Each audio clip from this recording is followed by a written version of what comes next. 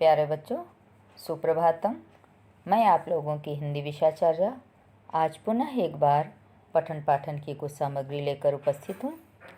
जैसा कि प्यारे बच्चों, आप लोगों को ज्ञात ही है पहले से कि आप कैदी और कोकिला नामक पाठ पढ़ रहे थे क्षितिज काव्यखंड के अंतर्गत, और अभी तक आप लोगों ने प्रश्न संख्या 8 तक प्रश्नोत्तर सुने, समझे और कॉपी पर लिखे भी होंगे। तो चलो आज प्रश्न संख्या 9 की ओर बढ़ते हैं। मैं समझाऊंगी, आप भली भांति सुनेंगे, समझेंगे और फिर इसके पश्चात कॉपी पर लिखेंगे। तो चलें प्रश्न संख्या 9 की ओर। हाँ तो प्यारे बच्चों, जैसा कि ध्यान देना, प्रश्न संख्या 9 नहीं, प्रश्न संख्या 8 से आज पढ़ना है आप लोगों को।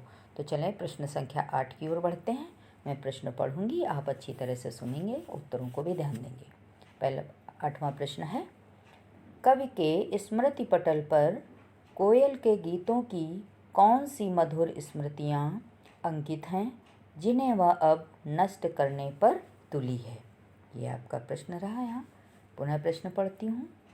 कवि के स्मृति पटल पर कोयल के गीतों की कौन सी मधुर स्मृतियाँ अंकित हैं जिन्हें वह अब नष्ट करने पर तुली है। वह से मतलब कोयल के लिए कहा गया है। तो ध्यान देंगे बच्चों, उत्तर की ओर बढ़ते हैं। ध्यान दें, कवि के स्मृति पटल पर कोयल के गीतों के निम्नलिखित मधुर स्मृतियाँ अंकित हैं। कुछ ऐसी निम्नलिखित स्मृतियाँ हैं, यानी यादगारें। स्मृतियाँ मतलब यादगारें। स्मृतियाँ का मतलब ध्यान देंगे बच्चों, स्मृतियाँ का मतलब है यादगारें। स्मृतियाँ का मतलब है यादगारें। स्मृतियाँ का मतलब हुआ यादगारें। तो कवि के स्मृति पटल पर कौन सी कोई निम्नलिखित मधुर स्मृतियाँ अंकित हैं, वो आपको बता रही हूँ मैं। तो ध्यान देंगे, ध्यान दें। पहला है का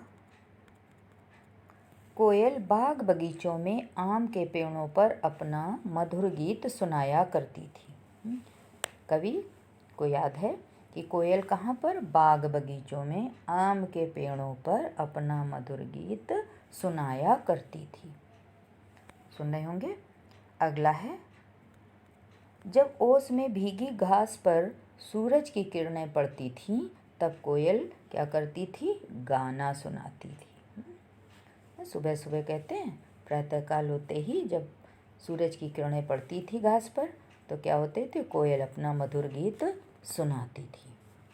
फिर है गा नंबर पे आए।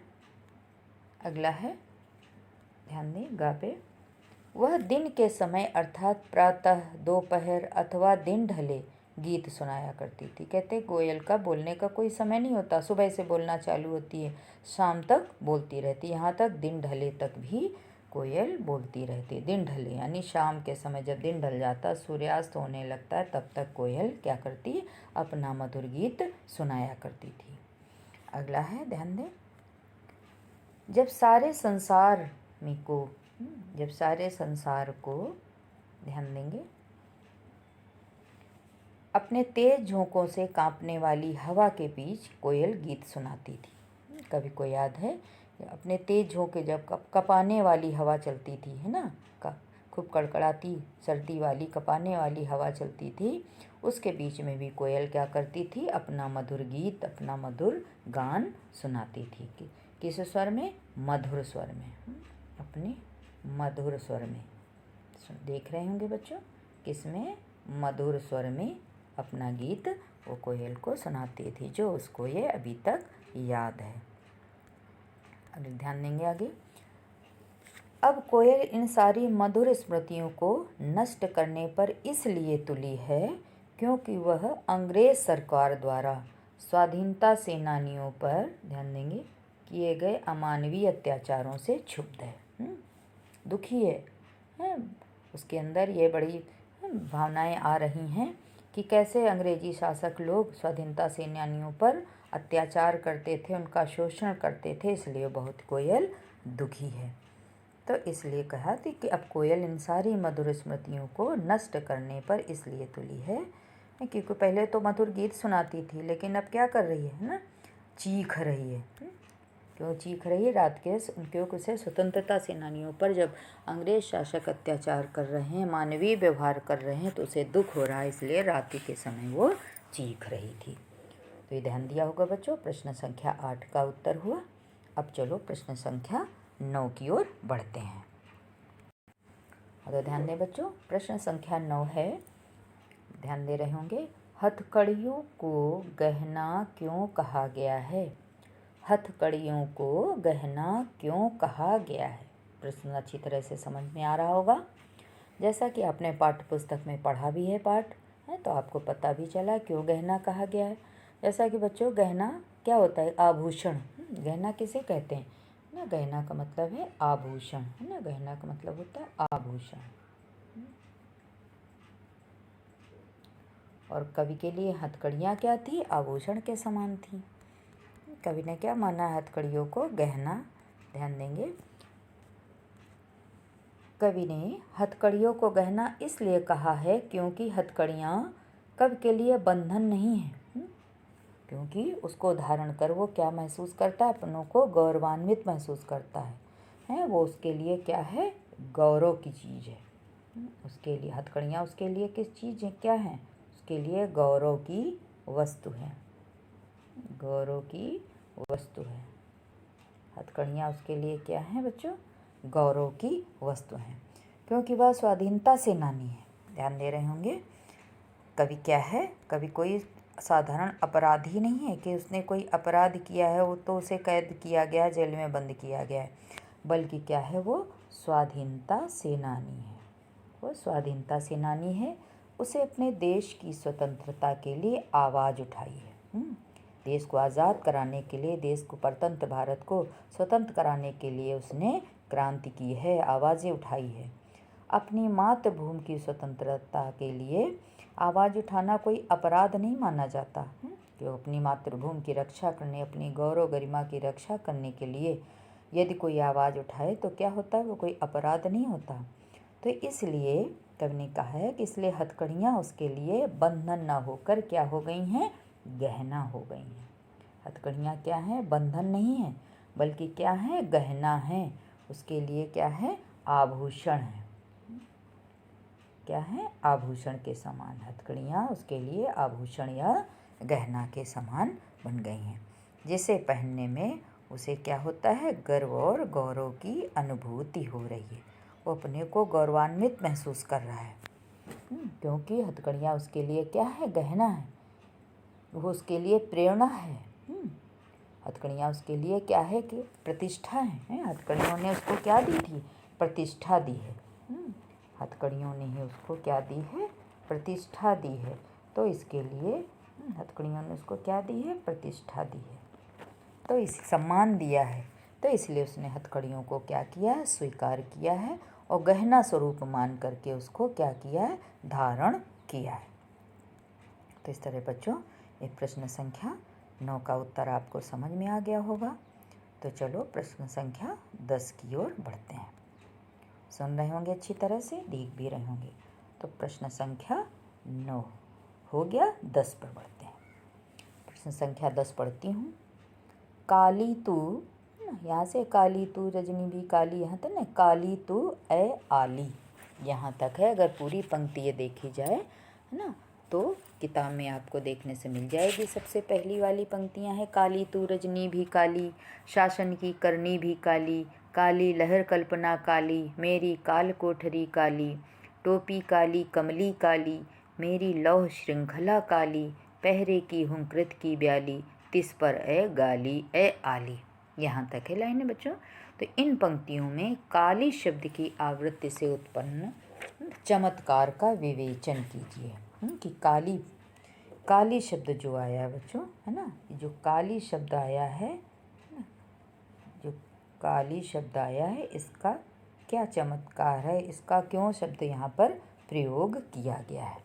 तो ध्यान देंगे बच्चों, कहा उसका आपको विवेचना करनी है, उसको स्पष्ट करना है कि काली शब्द का इस पंक्ति में क्या चमत्कार है। तो जैसा कि बच्चों मैंने आपको प्रश्नोत्तर में व्याख्या के समय बताया भी है कि काली शब्द की आवृत्ति, आवृत्ति मतलब दोहराना, जो काली शब्द की यहाँ पे क्या की गई, आवृत्ति, यानी कई बार आई है। आवृत्ति मतलब है जो बार बार आए। काली शब्द की आवृत्ति 3 बार अलग अलग अर्थों में आई है, तो जिनके अर्थ भी अलग हैं।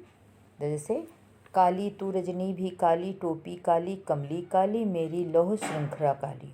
ये किसके लिए है, काले रंग के अर्थ में, ये काले रंग के अर्थ में है। फिर है अगला है बच्चों, जैसे मैंने अगला है अत्याचार, अन्याय, अगला है अन्याय के अर्थ में।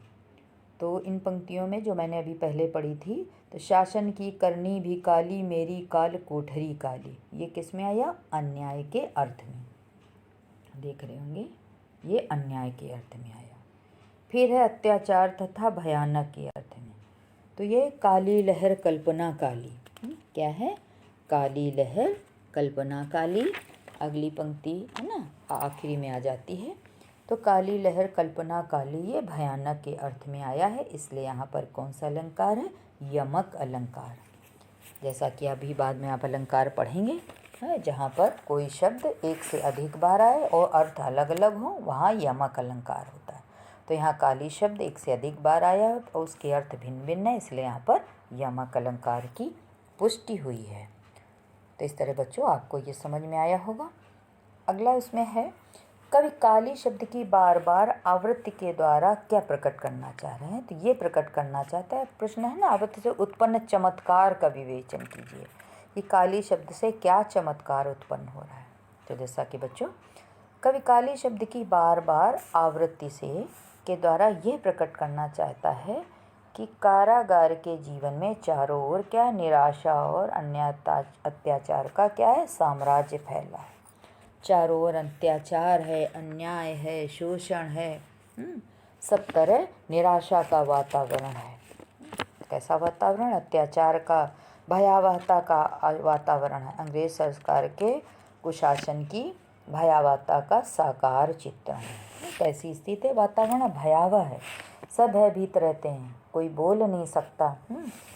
स्वतंत्रता सेनानी है कवि, लेकिन क्या है, बोल नहीं सकता। कैसा वातावरण है, निराशापूर्ण वातावरण। कैसा है बच्चों, सुन भी रहे होंगे, जरूरी नहीं आप अक्षर सा लिखें, है मैं समझा भी रही हूँ, आप लिख भी सकते। निराशापूर्ण है, निराशा का वातावरण है। कैसा है, निराशा का वातावरण, निराशा का वातावरण है। क्योंकि अंग्रेज सरकार उन्हें क्या करते, बहुत त्रस्त करते थे, बहुत परेशान करते थे, उनका शोषण करते रहते थे। तो सर्वत्र निराशा का वातावरण उपस्थित हो रहा था।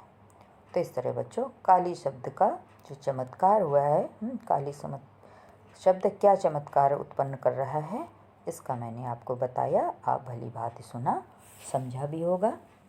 तो चलिए प्रश्न संख्या 10 की ओर बढ़ती हूँ, जिसमें है काव्य सौंदर्य स्पष्ट कीजिए। तो प्रश्न संख्या 10 की ओर बढ़ें। प्रश्न संख्या 10 में है काव्य सौंदर्य। तो मैं काव्य सौंदर्य पढ़ूंगी, कौन सी पंक्तियों का, आप ध्यान देंगे। तो काव्य सौंदर्य स्पष्ट करना है, ध्यान देंगे बच्चों। हाँ तो ध्यान दें, प्रश्न संख्या 11 है काव्य सौंदर्य स्पष्ट कीजिए। जैसा कि बच्चों मैं काव्य सौंदर्य लिखाती हूँ काव्य पंक्तियों के बाद कि किसमें क्या है, क्या मुख्य भाव क्या भाव है मुख्य, कौन सी भाषा है, कौन सी शैली है, कौन सा अलंकार है, क्या रस है ना, ये क्या होता है, काव्य सौंदर्य। काव्य सौंदर्य के तत्व होते हैं, इन्हीं के माध्यम से काव्य सौंदर्य स्पष्ट किया जाता है। तो पहली पंक्ति है, ध्यान देंगे, पहली पंक्ति क्या है, किस दावानल की ज्वालाएं दीखी, किस दावानल की ज्वालाएं हैं दीखी। कि कवि ने कहा गया कि कोयल तुम कौन सी दावानल है ना, जंगल की आग की ज्वाला देख कर आई हो, तो किस दावानल की ज्वालाएं हैं दीखी, ये काव्य है। दूसरी पंक्ति का आपको काव्य सौंदर्य स्पष्ट करना है, तेरे गीत कहावे वाह, रोना भी है मुझे गुनाह, तेक विषमता तेरी मेरी, बजा रही तिस पर रणभेरी। ये 2 लाइनें हैं आपकी, क और ख, ये पंक्तियां हैं जिनका आपको काव्य सौंदर्य स्पष्ट करना है। तो चलें बच्चों, पहले मैं बढ़ती हूँ, कौन सी, काव्य लाइन पर। पहले आप आएँ, का लाइन है, किस दावानल की ज्वालाएं हैं दीखी, पहली पंक्ति है जिसका काव्य सौंदर्य स्पष्ट करना है। किस दावानल की ज्वालाएं दिखी। दावानल तो आपको पता ही है क्या होता है। दावानल का मतलब जंगल की आग, पहले भी बता चुकी हूँ बच्चों। जंगल की आग क्या कहलाती है? दावानल। अनल माने आग, दावानल जंगल की आग। ध्यान दे रहे होंगे तो सुने। इसका आपको क्या करना है? काव्यगत सौंदर्य स्पष्ट करना है इस पंक्ति का कि किस दावानल की ज्वालाएं हैं दिखी। कवि कोयल से प्रश्न कर रहा है कि तुमने कौन से दावानल की ज्वालाएं देखी हैं। तो इन पंक्तियों में क्या है? तो ध्यान दें बच्चों, इस पंक्ति में जेल की यातनाओं को दावानल की ज्वालाएं कहा गया है। जेल की यातनाओं को क्या कहा गया? जेल की यातनाओं को जेल की यातनाओं को क्या कहा गया है? दावानल की ज्वालाएं कहा गया है। यातनाओं के लिए उपमान क्या है? उपयुक्त है, उचित है। उपयुक्त माने उचित है। कौन सा उपमान? दावानल। दावानल को क्या कहा गया है? दावानल की जेल की यातनाओं को क्या कहा गया है? जंगल की आग की तरह दावानल की ज्वालाएं। तो ये क्या है? उपयुक्त है, उचित ठहरता है। अगला ध्यान देंगे बच्चों। खा है इस पंक्ति की भाषा कैसी है? कि तत्सम शब्द युक्त खड़ी बोली है। लिखा है शुद्ध साहित्यिक खड़ी बोली, है ना। प्रांजल खड़ी बोली, साहित्यिक खड़ी बोली, तत्सम शब्द युक्त यानी शुद्ध साहित्यिक खड़ी बोली है। फिर है, ध्यान देंगे, दावानल की ज्वालाएं में क्या है? रूपक अलंकार है। कौन सा अलंकार? रूपक अलंकार। दावानल अलग नहीं है, उसकी ज्वालाएं अलग नहीं है। न यातनाओं को ही क्या कहा गया है? ज्वालाएं, आग, जंगल की ज्वालाएं मान लिया गया है, इसलिए रूपक अलंकार है। अगला बच्चों है, ध्यान देंगे। अगला घा कोयल के साथ संवाद के कारण कौन सा अलंकार है? मानवीकरण अलंकार। इसके पहले मैं बच्चों आपको समझा चुकी हूँ। कौन सा अलंकार है ना? मानवीकरण अलंकार। कौन सा अलंकार? मानवीकरण अलंकार।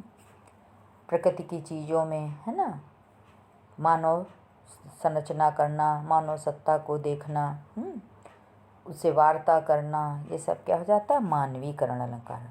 तो कवि ने किसके साथ संवाद किया है? कोयल के साथ बातचीत की है। किसके साथ? कोयल के साथ।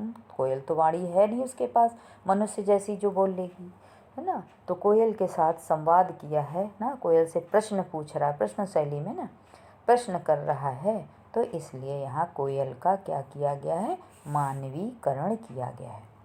और बच्चों, मानवीकरण करने के कारण ही यहाँ क्या है? मानवीकरण अलंकार की पुष्टि हो रही है। अगला है बच्चों प्रश्न शैली। ध्यान दें कि कवि प्रश्न कर रहा है किससे? कोयल से। कोयल से प्रश्न पूछता है बार बार, है ना। किस दावानल की ज्वालाएं हैं दिखी, है कि तुमने कौन सी आग की ज्वाला देख ली है? कौन सी जंगल की आग देख ली है? यानी ब्रिटिश शासन की जो असहनीय यातनाएं हैं वो तुम कौन सी देख के आई हो? तो कवि प्रश्न कर रहा है, तो इसलिए कौन सी शैली है? जो प्रश्न शैली में का प्रयोग किया गया है। कौन सी शैली? प्रश्न शैली का इसमें प्रयोग किया गया है। समझ में आ रहा होगा। अगला फिर ध्यान देंगे। इसके बाद बच्चों है, ध्यान दें, खा आता है। अगला है जिसका आपको काव्यगत सौंदर्य स्पष्ट करना है। खा, ध्यान दें। तेरे गीत कहा में वाह, रोना भी है मुझे गुनाह, देख विषमता तेरी मेरी, बजा रही तिस पर रणभेरी। यहाँ तक आपको ये लाइनें हैं आपकी, ये लाइनें हैं आपकी। तो यहाँ तक आपको इसका काव्यगत सौंदर्य आपको स्पष्ट करना है। तो चलो मैं इसका काव्य सौंदर्य बताती हूँ, आप ध्यान देंगे अच्छी तरह से, काव्य सौंदर्य की ओर बढ़ें। हाँ तो ध्यान दें बच्चों, जैसा कि मैं बता रही थी, खा है तेरे गीत कहावे वाह, रोना भी है मुझे गुनाह, देख विषमता तेरी मेरी, बजा रही तिस पर रणभेरी। समझ नहीं होंगे, यहाँ तक है। तो इसका काव्य सुंदर में आपको लिखना है। सबसे पहले थोड़ा भाव लिखते हैं। तो यहाँ कवि और कोयल के जीवन का क्या हुआ, अंतर स्पष्ट किया गया है कि दोनों में क्या अंतर है। तुलनात्मक वर्णन किया गया है। कैसा, तुलनात्मक, तुलना की गई है। क्या किया है, कोयल और कवि में क्या किया गया है, तुलना की गई है ना। दोनों में तुलना की गई है, दोनों में बड़ा अंतर भी है। तो ध्यान दें, क्योंकि कोयल सब जगह क्या पाती है, प्रशंसा पाती है। वो मधुर गीत गाती है तो सबकी क्या पा रही है, प्रशंसनीय है, प्रशंसा पाती है। और जबकि कोई कवि क्या है, कवि के लिए रोना भी गुनाह हो गया, रोना भी संभव नहीं है। वो जो रो भी नहीं सकता, उसको इतनी स्वतंत्रता नहीं है कि वो रो भी सके। कोयल तो पेड़ों पर बैठी कूक रही है ना, उसकी मधुर स्वर को सुनकर लोग वाह वाह भी करते हैं, सबकी प्रशंसा पा रही है। और कोई कवि क्या है, कैदी है, तो इसलिए वो रोना भी उसके लिए संभव नहीं, अपनी ऊंची आवाज़ में बोल भी नहीं सकता है।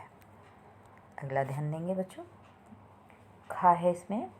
इन पंक्तियों की भाषा जैसे भी पहले भी मैंने बताई कि कौन सी भाषा है, तत्सम शब्द युक्त खड़ी बोली। तत्सम माने शुद्ध, जो संस्कृत से सीधे शब्द आते हैं हिंदी में, वो क्या कहलाते हैं, तत्सम शब्द कहलाते हैं।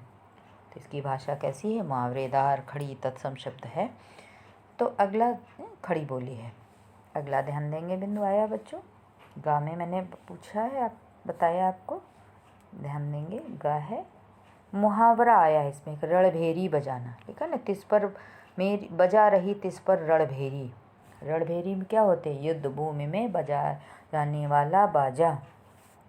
रणभेरी क्या होता है, रण माने युद्ध भूमि ना, युद्ध में बजाया ना,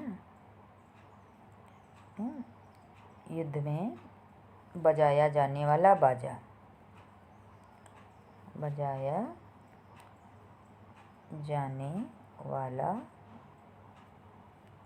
क्या, बाजा, बजाया जाने वाला बाजा क्या कहते हैं, उसे रणभेरी कहते हैं। जब युद्ध भूमि में बाजा बजता है तो उसको कहते हैं रणभेरी।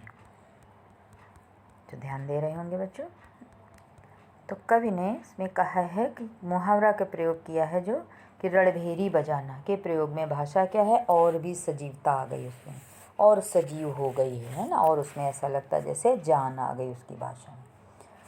अगला, जैसे मैंने अभी पहले भी बताया है कि इस पंक्ति में भी कोयल का क्या किया गया है, मानवीकरण किया गया है। कोयल से बातचीत की गई है तो इसलिए कोयल का मानवीकरण किया गया, मानव की तरह बात की गई है उससे, प्रश्न करा जा रहा है, तो इसलिए क्या है, मानवीकरण अलंकार है। तो इस तरह बच्चों आपको ये समझ में आया होगा। इसके पश्चात बच्चों अगला मैं बताऊंगी आपको रचना और अभिव्यक्ति। कौन सा, रचना और अभिव्यक्ति, जो आपको वैसे स्वतः ही लिखना होता है, लेकिन फिर भी आपकी सुविधा की दृष्टि से मैं रचना और अभिव्यक्ति का प्रश्न आपको बताती हूँ। तो चलें ध्यान देंगे, रचना और अभिव्यक्ति प्रश्न है, ध्यान दे रहे होंगे। तो चले बच्चों रचना और अभिव्यक्ति की ओर बढ़ते हैं, है ना। रचना और अभिव्यक्ति, जो आपकी रचना करनी और अपनी अभिव्यक्ति करनी। प्रश्न है इसमें 12वां प्रश्न है, ध्यान देंगे। कवि जेल के आसपास अन्य पक्षियों का चहकना भी सुनता होगा, लेकिन उसे कोकिला की ही बात क्यों की। क्योंकि पक्षी, वन में तो बहुत सारे पक्षी होते हैं जो कूकते रहते हैं, चहकते रखते हैं, लेकिन कवि ने कोकिला की ही बात क्यों की, ये आपका प्रश्न हुआ। समझ रहे होंगे। तो चलें आगे ध्यान देंगे। प्रश्न संख्या 12 था, अब उत्तर की ओर बढ़ते हैं। कोयल का मर्मस्पर्शी मधुर स्वर, उसकी कूक कवि के मन को भीतर तक क्या कर गई है, छू गई, उसके मन को छू गई है। कोयल इतना सुंदर मधुर स्वर करती है, मधुर आवाज़ में, मीठी आवाज़ में बोलती है, तो जिससे कोयल के मन को छू गई, उसके मन के अंदर तक स्पर्श कर गई है, छू गई। इससे उसकी कोमल भावनाएं क्या होती हैं, झंकृत उठी। जो उसकी भावनाएं अंदर, वो भी क्या उठी हैं, झनक उठी हैं, कुछ कहने के लिए क्या हो चुकी हैं, तड़प रही हैं।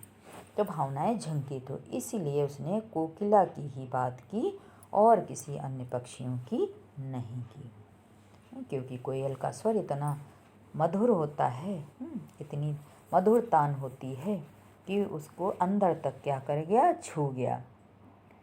क्योंकि क्या ध्यान दें, अंदर तक उसके स्वर को, कवि के मन को अंदर तक उसका स्वर छू गया, तो इसलिए उसने कोकिला से ही बात की, औरों की बात नहीं की।